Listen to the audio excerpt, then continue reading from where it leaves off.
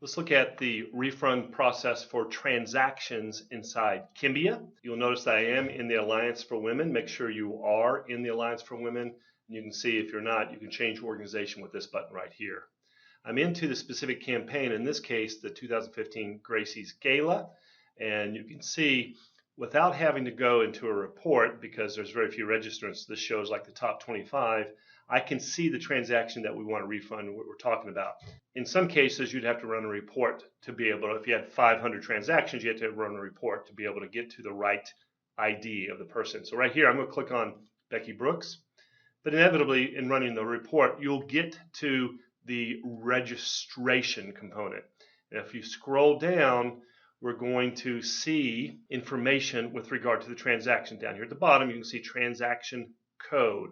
So let's go ahead and click on that. That's a specific transaction that we're talking about here.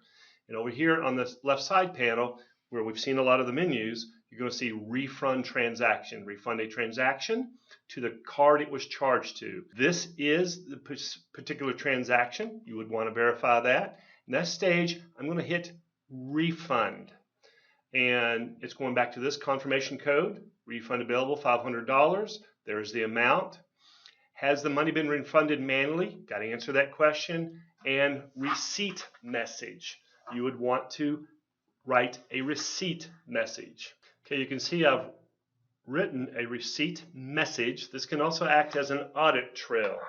In this case, I made a note to Becky with regard to why this is occurring. I put the date and the time and obviously the person who's actually doing this refund. Now, if they had set up or AWM sets up a canned response, we can also add that. Also, at that point, review this, double check it's correct.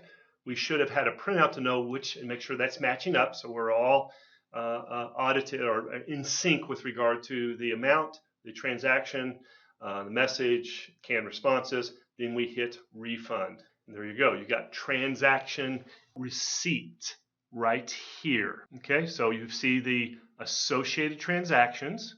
You'll see the confirmation code. You'll see the amount. You'll see the refund. You'll see the fact that it was a success. You'll see who it was to. So there's the refund process inside Kimbia.